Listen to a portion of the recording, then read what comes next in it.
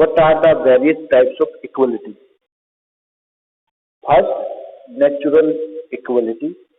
Some thinkers and scholars hold the opinion that nature has created all the people equal. Nature gives all its things equally to all people. पहला जो प्रकार है समानता का वो है प्राकृतिक समानता। कुछ विचारक, कुछ चिंतक राय देते हैं कि प्रकृति ने सभी को एक समान बनाया है। प्रकृति अपनी सभी चीजों को सबको एक समान रूप से देती है, सबको बराबर छाया और सबको बराबर धूप देती है, किसी के साथ कोई भेदभाव नहीं करती। So all person should be given equal treatment irrespective of their capacity and temperament. इसलिए ये विचारक कहते हैं कि राज्य और सरकार को भी सब व्यक्तियों के साथ एक जैसा व्यवहार करना चाहिए, किसी के साथ किसी भी आधार पर भेदभाव नहीं करना चाहिए। उनकी कैपेसिटी, उनकी जो टेम्परामेंट में अंतर है, उन सबका भेद किए बगैर राज्य को, सरकार को, सबको एक दर्जे से अधिकार और सुविधा देनी चाहिए। But the fact is that nature has not created all people equal. There are some scholars and thinkers who hold the opinion that nature has not created all the people equal. अब कुछ ऐसे भी विचारक हैं, कुछ ऐसे भी चिंतक हैं जिनकी सोच है कि प्रकृति ने सबको एक समान नहीं बनाया है। People are differ in color, size, abilities, temperament and etc. So we can't provide equal rights and opportunities to all. अब ये चिंतक कहते हैं कि भाई हम सबका रंग अलग है, आकार कद काठी अलग है, योग्यता अक्षमता कम ज्यादा है, तो इसलिए हम सबके साथ एक जैसा व्यवहार या सबको एक समान अधिकार या एक समान सुविधा नहीं दे सकते। कल भी बताया था कि भाई कुछ तो फिजिकली स्ट्रेंथ होते हैं और कुछ मेंटली स्ट्रेंथ होते हैं, और हमारे पास कोई भी ऐसा मेजरमेंट नहीं है जिससे हम दोनों की जो वैल्यू है उसको मेजर कर सके। तो कह रहे कि फिजिकल स्ट्रेंथ भी जहां जिन कार्यों को करने में फिजिकली स्ट्रेंथ की जरूरत है, उनमें वही वो जो फिजिकली स्ट्रेंथ पर्सन है, स्ट्रॉन्ग जो पर्सन है, वो उस काम को आसानी से कर जाएंगे। दूसरी तरफ जिस काम को करने में टैलेंट की, स्किल की, एबिलिटीज की या मेंटली स्ट्रेंथ की जरूरत है, वो जो मेंटली स्ट्रॉन्ग पर्सन है, जिनमें टैलेंट है, स्किल है, वो उस काम को आसानी से कर जाएंगे। तो हम सबके साथ एक जैसा व्यवहार नहीं कर सकते। दूसरा, सोशल इक्वलिटी। सोशल इक्वलिटी क्या है? Minimum life condition to all citizen, education, health care and nourishment, minimum wages, gender equality etcetera is necessary to minimise social inequality. हम देख रहे हैं हमारे समाज में बहुत सारी असमानताएं हैं, विभिन्नताएं है। हमारे साथ कहीं ना कहीं सामाजिक असमानता होती रहती है, भेदभाव होता रहता है, चाहे वो जेंडर वाइज हो या फिर कास्ट देश हो, ऊंची जात नीची जात, अक्सर हम इन वर्डों का इस्तेमाल करते मिलते हैं। ये अपर कास्ट है, ये लोअर कास्ट है, ये हिंदू है, ये मुस्लिम है, ये महिला है, ये पुरुष है।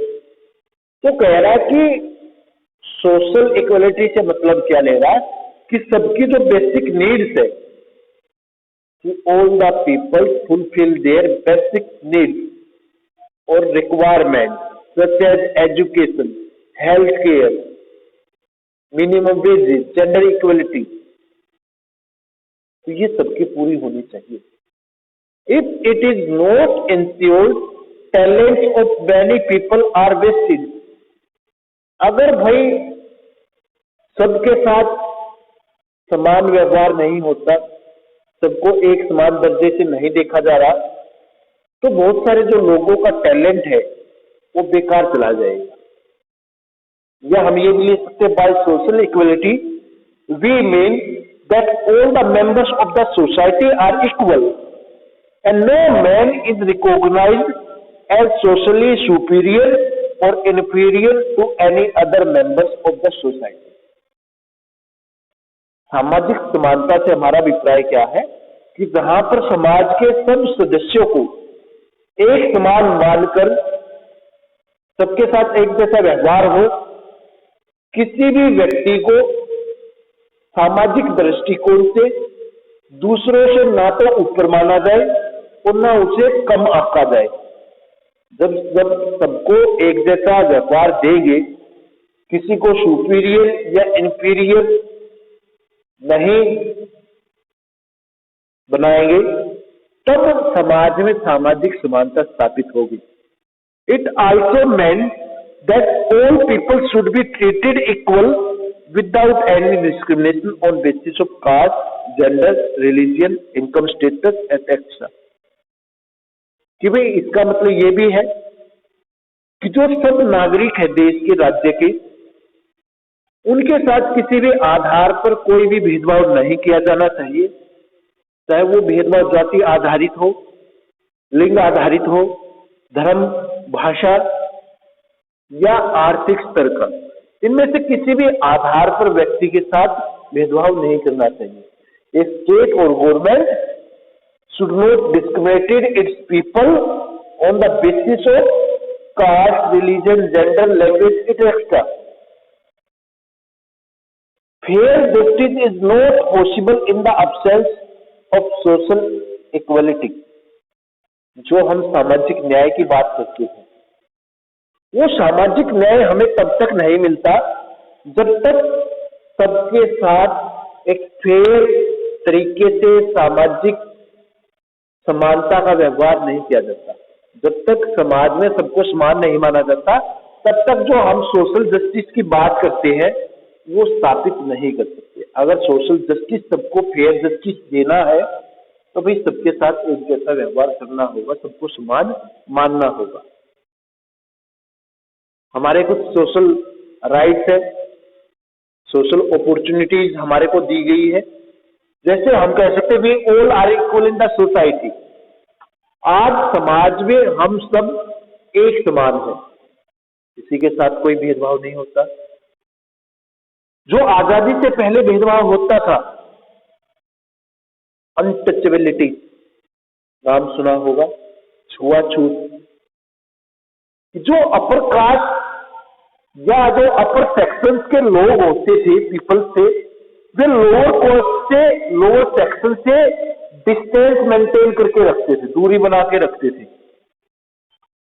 उनके साथ अभद्र व्यवहार करते थे, उनको अपने पास नहीं बैठाते थे, अपने बर्तनों को नहीं छूने देते थे। यहां तक कि तुमने महाभारत काल में या जो अपना वैदिक काल था उसमें सुना भी होगा कि जो ब्राह्मण थे वे कुछ जातियों को, कुछ व्यक्तियों को अछूत मान लेते थे और उनके साथ किसी तरह का लेन देन नहीं करते थे।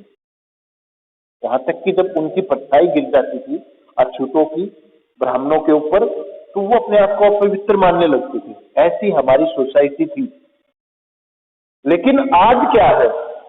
आज हम समाज का मेंबर होने के नाते सब एक समान है, किसी के साथ कोई भेदभाव नहीं है ना। हमारा जैसा मन करता है हम उस सोसाइटी में रहते हैं। सेकंड, हम कह सकते हैं there should be no discrimination on the basis of caste, gender, religion और इनकम स्टेटस। भाई किसी के साथ कोई भेदभाव नहीं किया जाता, जाति का, लिंग का, धर्म का, भाषा का, आर्थिक स्तर का, किसी के साथ किसी भी आधार पर कोई भेदभाव नहीं होता, सबके साथ समान व्यवहार होता है। आज हम देखेंगे हमारी सोसाइटी में अलग अलग धर्मों के, अलग अलग जातियों के जो मकान है, रेजिडेंस है, वो साथ में मिल जाएंगे। मेरे घर के पास ब्राह्मण भी है, मेरे घर के पास दूसरी जो कास्ट है, बनिया है, नाई है। तो वो जो पहले एक सोशल डिस्क्रिमिनेशन होता था लोगों के साथ कि भाई जो ये लोअर कास्ट थे, इनके घर गांव में स्पेशली अलग मिलते थे एकांत में, लेकिन आज वो जो भेदभाव था वो खत्म हो चुका है। अब मेरे घर के पास वाल्मीकियों के भी मकान है। तो वो जो रिस्ट्रिक्शन थे, बैरियर्स थे इन लोगों के ऊपर, वो हटा दिए गए। There should be no privileges right to anyone in the society. आज समाज में किसी को कोई भी विशेष अधिकार नहीं है। आजादी से पहले तुम देखते होगे जो अंग्रेज सरकार थी वो क्या करती थी, वो किसी को सर की उपाधि, सर का टाइटल दे देती थी। किसी को बहादुर, किसी को राय बहादुर, किसी को साहब। ये जो टाइटल थे ये सरकार ने अपने संविधान ने सब बैन कर दिए, रिस्ट्रिक्शंस लगा दी।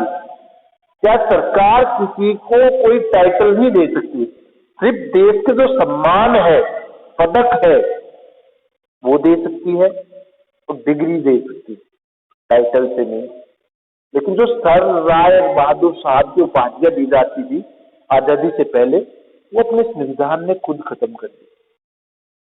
उपाधियां हम डिग्री ले सकते हैं एजुकेशन फील्ड में, उससे कोई भेदभाव पैदा नहीं होता। हम सरकार से कोई पदक ले सकते हैं, उससे कोई भेदभाव नहीं होता। सरकार जिसको चाहे पद्मश्री, पद्म भूषण या जो भारत रत्न पुरस्कार है या दूसरे जो पुरस्कार वो दे सकते हैं। जिन पुरस्कार, जिन टाइटल से कोई भेदभाव नहीं होता वो लिए जा सकते हैं। लेकिन जो ये आजादी से पहले राय बहादुर, सर, साहब की उपाधियां थी, ये बंद कर दी सरकार ने। उसके बाद हम कहेंगे everyone in the state enjoys the same status. ये आज सब समाज में, समाज का नागरिक, समाज का सदस्य होने के नाते सबको एक समान अधिकार है, किसी को कम या ज्यादा अधिकार नहीं। जैसे हम देखें सेकेंड वर्ल्ड वॉर से पहले जो वुमेन थी उनको पॉलिटिकल राइट नहीं दिए गए थे। Womens were denied from the political right, they were not got even the right to vote. मत अधिकार भी नहीं था महिलाओं के पास। जो डेवलप कंट्रीज है, यूएसए, ब्रिटेन, उनमें भी जाके 1920 और 28 में महिलाओं को राइट टू वोट मिल रहा है। हमने फ्रेंच रिवॉल्यूशन का लास्ट ईयर चैप्टर पढ़ा, 9th में भी 10th में भी, उसमें भी तुमने पढ़ा होगा कि जो फ्रांस था उसमें महिलाओं को पैसिव सिटीजन्स माना था और उनको किसी तरह का कोई अधिकार नहीं दिया था। लेकिन आज क्या है, आज कंडीशंस दूसरी है। आज हमने सबको एक समान अधिकार दिए हैं। उसके बाद we all are equal in the eyes of law. हम सब कानून की नजरों में समान हैं। समान संरक्षण कानून का सबको प्राप्त है। एक समान अपराध के लिए सब पर एक समान जो सजा का प्रावधान है, चाहे वो ईशा, राम, रहीम हो या कोई आम व्यक्ति हो। अगर अपराध बराबर किया है, सेम किया है, तो सजा भी सेम मिलेगी। गवर्नमेंट शुड रिस्ट्रिक्टेड अनटचेबिलिटी, ये मैंने पहले ही बता दिया। कॉन्स्टिट्यूशन ने ही अलग से प्रोविजन करके राइट टू इक्वलिटी का जब राइट हमारे को दिया, तो उसमें जो छुआछूत था उसको गैर कानूनी बना दिया। थर्ड हम टाइप लेते बेटा इकोनॉमिक इक्वलिटी का, आर्थिक समानता का। और ये क्या है, Significant differences in wealth, property, and income leads to economic inequality. वही सीधी सी चीज है। अगर किसी की संपत्ति ज्यादा कम है या उसकी जो धन दौलत है वो ज्यादा कम है, ये जो गैप है कि भाई गरीब और अमीर में जब ज्यादा गैप बढ़ जाता है तब आर्थिक असमानता पैदा होती है। प्रोवाइडिंग इक्वल अपॉर्चुनिटीज में minimise economic inequality, class differences में lead to clashes and violence. ये जो इकोनॉमिक इनइक्वालिटी है इसको हम खत्म कैसे कर सकते हैं? जब हम सबको एक समान विकास करने के अवसर देंगे, एक समान सुविधा देंगे, विकास करने की आर्थिक सुविधाएं बराबर मिलेगी, तब हम आर्थिक असमानता को कम कर सकते हैं। दूसरी चीज, जहां पे इकोनॉमिक इनइक्वालिटी होगी, ज्यादा गैप होगा अमीर गरीब में, तो वहां पर मेनली दो क्लासेस होंगी, एक कैपिटलिस्ट और एक वर्किंग क्लास पीपल। एक पूंजीपति होंगे, एक मजदूर वर्ग होगा।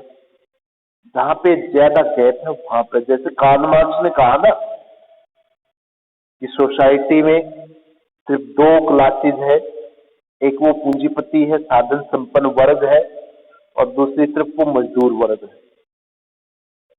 अब हम अगर देखें तो मजदूर वर्ग और जो पूंजीपति वर्ग है उनके जो इंटरेस्ट है वे एक दूसरे के अगेंस्ट है। कैपिटलिस्ट इंडस्ट्रियलिस्ट चाहते हैं काम ज्यादा से ज्यादा लूं और वेतन कम से कम दूं। इसके दूसरी तरफ जो मजदूर वर्ग है वो ये चाहता है कि भाई काम तो कम हो, वेतन ज्यादा हो। तो यहां पे सोसाइटी बट जाती है दो धड़ों में। तो ये असमानता हम कैसे खत्म कर सकते हैं? जब हम सबको एक समान विकास करने के अवसर देंगे तब। By economic equality we mean that equal distribution of wealth and resources so that economic inequalities be minimise. आर्थिक समानता से हमारा अभिप्राय क्या है? धन का और संसाधनों का एक समान बंटवारा, जिससे जो आर्थिक असमानता वो कम की जा सके। जब हम वेल्थ का या रिसोर्सेज का डिस्ट्रीब्यूशन इस तरीके से करेंगे कि समाज के हर वर्ग को उसका लाभ मिले, बेनिफिट मिले, प्रॉफिट मिले, तभी तो ये जो आर्थिक असमानता इतनी ज्यादा बढ़ती जा रही है ये कम हो पाएगी। दूसरी चीज कि भाई ऐसा ना हो कि आर्थिक जो संसाधन है, जो इकोनॉमिक रिसोर्सेज है वेल्थ के, उन सब पे केवल एक साधन संपन्न जो वर्ग है, पूंजीपति वर्ग, उसी का अधिकार रह जाए। हमें यह भी देखना है कि समाज के दूसरे वर्ग इससे वंचित ना हो। जैसे आज अपने समाज में हम देख रहे हैं कि ये जो महामारी मत चल रही है, इस दौरान पूंजीपति और अमीर होते जा रहे हैं, दूसरी तरफ जो गरीब है वो और गरीब होता जा रहा है। जितने भी रूल्स, रेगुलेशन, रिस्ट्रिक्शंस, बैरियर है वो इस गरीब पे लगते जा रहे हैं। तो लगातार उसका जो लेवल है सोसाइटी में, जो उसकी इकोनॉमिक कंडीशंस है, वो बद से बदतर होती जा रही है। दूसरी तरफ अगर तुम ग्राफ देखो पूंजीपतियों का, अडानी, अंबानी, टाटा का, तो आप देखोगे उनका बिजनेस लगातार आगे बढ़ा है कोरोना महामारी में भी। कारण क्या है? कारण यही है अनइक्वल डिस्ट्रीब्यूशन ऑफ वेल्थ और रिसोर्सेज। दूसरी चीज, economic equality does not mean that everyone should have equal income. आर्थिक समानता से मेरा अभिप्राय ये नहीं कि सबकी जो इनकम है वो एक समान हो ही नहीं सकती। Absolute economic equality is neither possible not desirable. सबकी इकोनॉमिक कंडीशन, सबकी इनकम एक जैसी हो, एक समान हो, ऐसा कभी नहीं हो सकता, पॉसिबल है ही नहीं। Absolute equality of wealth or income had never existed in a society. There is not a single country in the world where absolute economic equality exists. संसार का कोई भी ऐसा देश नहीं है जहां पे सबकी एक समान इनकम हो, चाहे वो डेवलप्ड अमेरिका हो, ब्रिटेन हो, फ्रांस हो, जर्मनी हो, वहां पे भी अमीर और गरीब है, लेकिन वो गैप इतना ज्यादा नहीं होगा जितना इंडिया में है। एक तो बिल्कुल बैगर है और दूसरी तरफ कैपिटलिस्ट है। एक वो है जो 2 वक्त के खाने के रोटी के जुगाड़ में लगा है, और दूसरा वो है जिसको यूं ही नहीं पता प्रॉपर्टी कितनी है मेरे पास। तो ये गैप कम से कम करना है। इनकम बराबर नहीं कर सकते, वो चीज ठीक है, लेकिन जो ये अमीर और गरीब में अंतर है, डिफरेंसेस है, गैप है, इसको तो कम किया जा सकता है। The government must try to reduce great inequalities in wealth. Means of production and distribution should be controlled in such a way that they stand for public welfare. अब आर्थिक असमानता या जो ये गैप है अमीर गरीब के बीच, इसको भरने की जिम्मेदारी जाती है सरकार की, सरकार के पास, कि सरकार को इन रिसोर्सेज का डिस्ट्रीब्यूशन इस तरीके से करना है कि इनके ऊपर सिर्फ एक वर्ग का अधिकार ना हो, समाज के हर वर्ग का अधिकार कैसे डिस्ट्रीब्यूशन करना है कुछ, ठीक है। उसके बाद wealth should not concentrate only in a few hands, but it does mean that all the citizens should have the means and source to meet their needs. Economic equality also implies the absence of exploitation of man by man or of one class by another. आर्थिक समानता से मेरा सीधा सा अभिप्राय है कि जहां पर व्यक्ति का व्यक्ति के द्वारा और एक वर्ग का दूसरे वर्ग के द्वारा जो शोषण है, एक्सप्लॉयटेशन है, वो खत्म हो, वो है आर्थिक असमानता। आर्थिक समानता स्थापित करने के लिए हमें क्या करना है? हमें खत्म करना व्यक्ति के द्वारा व्यक्ति के शोषण को, पूंजीपति वर्ग द्वारा मजदूर वर्ग के शोषण को, और जब हम इसको खत्म कर देंगे तब हम आर्थिक समानता स्थापित कर देंगे। हम राइट की बात करें, इकोनॉमिक इक्वलिटी में हमारे पास क्या क्या राइट्स है, क्या क्या अपॉर्चुनिटीज है, तो उसमें हम कहेंगे we all are free to choose our occupation और choose the sources of earning. We all are free to choose our occupation और choose the sources of earning. हम सब अपनी आजीविका के जो संसाधन है उसको चुनने के लिए, काम धंधा पेशा अपनाने के लिए स्वतंत्र है। We have right to get reasonable wages in replace of our work. मैं जो एक व्यवहारिक वेतन है, उचित जो वेतन है अपने काम के बदले, वो लेने का अधिकार रखता हूं। अगर मैं कहीं पे काम कर रहा हूं तो मैं रीजनेबल वेजेस की, सैलरी की डिमांड करूंगा, कर सकता हूं, ये मेरा इकोनॉमिक राइट्स है। We have right to economic security. आर्थिक सुरक्षा का भी अधिकार है। जैसे मैंने पहले बताया था कि अगर कहीं पे काम करते समय किसी फैक्ट्री, किसी कंपनी में अगर मेरे साथ कोई मिस हैपनिंग होती है तो मैं उससे क्लेम लेने का अधिकार रखता हूं। We have right to property. हम सबके पास राइट है प्रॉपर्टी रखने का, संपत्ति रखने का।